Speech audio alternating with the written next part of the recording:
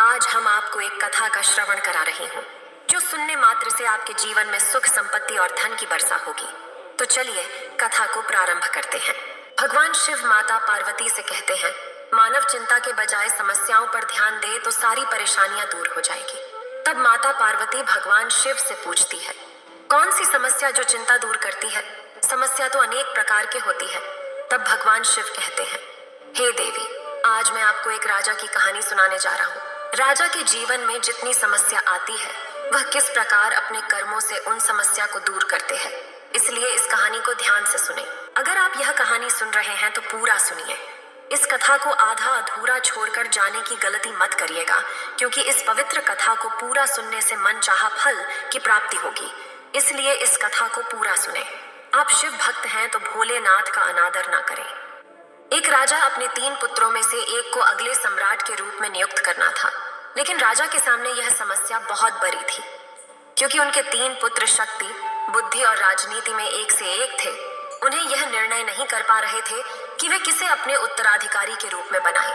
वह इस उथल पुथल में पिछले कई महीनों से थे, किसी भी तरीके से यह जानने के लिए कि इनमें से कौन सर्वश्रेष्ठ सम्राट बन सकता है, कौन है जो इस साम्राज्य को फैला सकेगा और धनी बना सकेगा।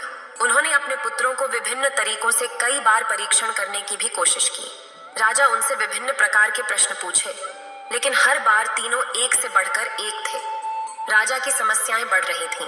एक दिन एक सन्यासी राजा के महल में भिक्षा मांगने आते हैं। उस समय दोपहर का समय था, इसलिए राजा ने उनसे अनुरोध किया कि हे संत महाराज, आज का भोजन हमारे महल में ही करें।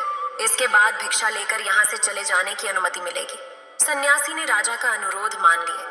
फिर राजा और सन्यासी दोनों भोजनालय में बैठकर खाना खाने लगे। भोजन करते समय जब राजा के चेहरे पर चिंता की लकीरें दिखाने लगी, तब सन्यासी को अनुमान लगा कि राजा बहुत मुसीबत में है। भोजन के बाद जब राजा और सन्यासी कमरे में बातचीत कर रहे थे, तब सन्यासी ने राजा से पूछा, महाशय, मुझे ऐसा लगता है कि आप बहुत चिंतित दिख रहे हैं। यदि चाहें तो आप मेरे साथ अपनी चिंता साझा कर सकते हैं। राजा ने कहा कि चिंता केवल इस बात से है कि मेरे उत्तराधिकारी कौन बने। मेरे 3 पुत्रों में कोई भी एक दूसरे से कम नहीं है। तीनों एक से बढ़कर एक हैं। यह स्पष्ट नहीं हो रहा है कि सम्राट की सुरक्षा के लिए किसके हाथों में अधिकार दें। इसे सुनकर बूढ़े सन्यासी ने हंसते हुए कहा, इस समस्या का समाधान बहुत सरल है।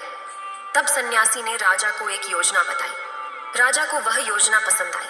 इसके बाद बूढ़े सन्यासी ने भिक्षा प्रदान किया और सम्राट की अनुमति लेकर महल से वापस चल दिए।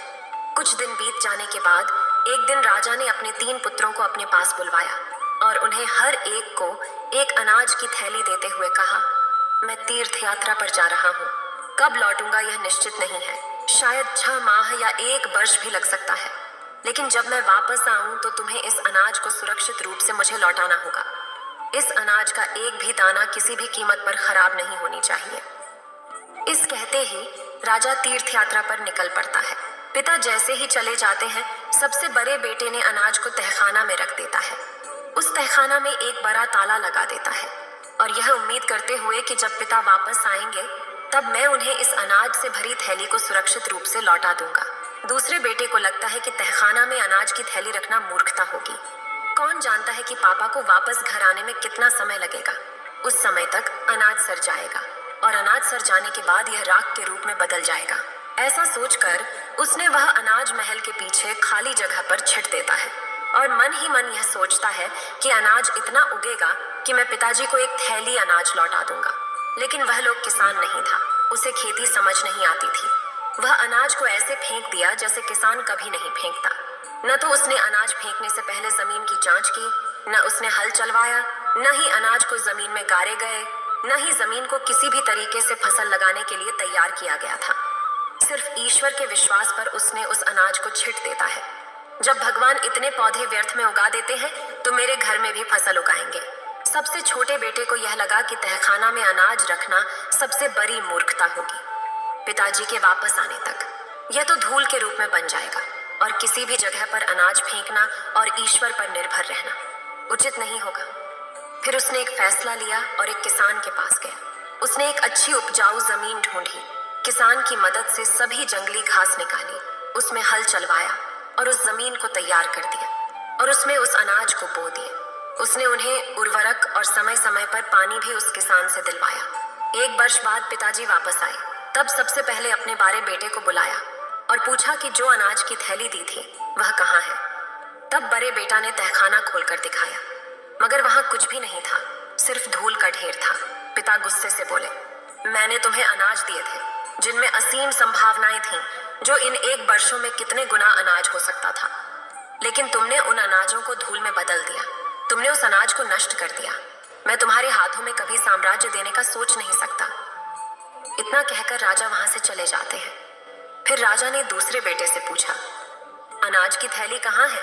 तो उसने राजा को महल के पीछे बंजर जमीन पर ले गया। जहां उसने अनाज को फेंका था वहां कोई फसल नहीं थी, सिर्फ कुछ जंगली घास और कांटेदार पेड़ पौधे थे।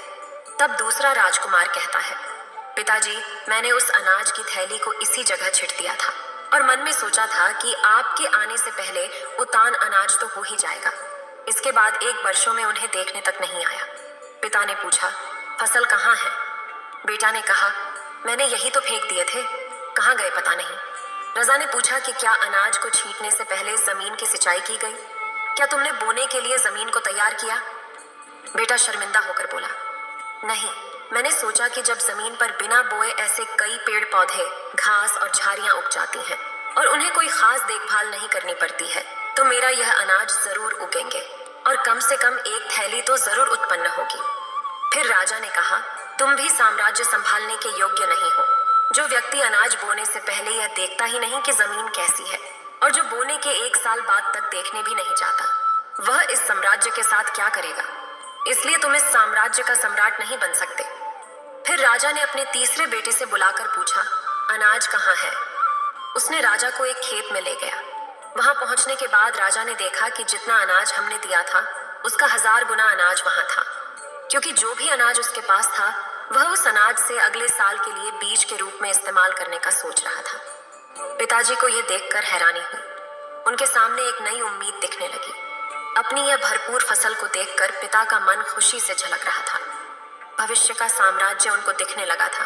केवल यही मेरा पुत्र है जो इस साम्राज्य को चला सकता है, क्योंकि जो छोटे छोटे बीज को संभालने का सामर्थ्य रखता है वही इस बड़े साम्राज्य को संभालने की क्षमता रखता है।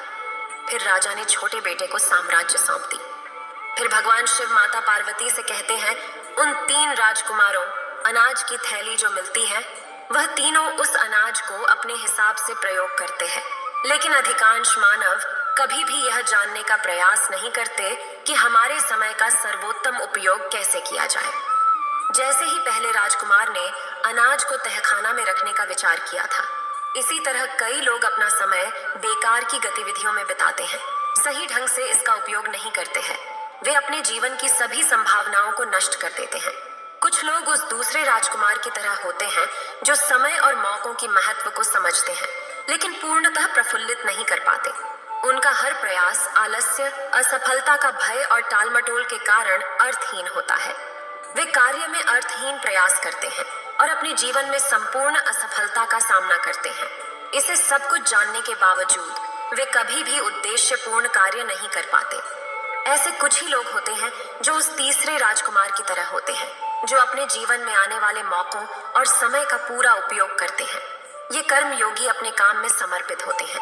कोई भी भय और संदेह उनके मन में देर तक नहीं रखते, और यही लोग हैं जो अपने कर्मों से यह सब प्राप्त करते हैं और उसे अगले साल के बीज के रूप में हजारों गुना वृद्धि करते हैं। जब तक वे अंतिम समय तक दुनिया पर संकल्प नहीं छोड़ देते हैं, तब तक वह कर्म करते रहते हैं। इतना कहकर भगवान शिव इस कहानी को समाप्त करते हैं। इस वीडियो को बोलते समय कोई त्रुटि हो तो मैं क्षमा चाहती हूँ। उम्मीद है आप सभी को यह वीडियो अच्छी लगी होगी। अगर आप शिव के सच्चे भक्त हैं तो चैनल को सब्सक्राइब और वीडियो को लाइक करके कमेंट में हर हर महादेव लिख दीजिए।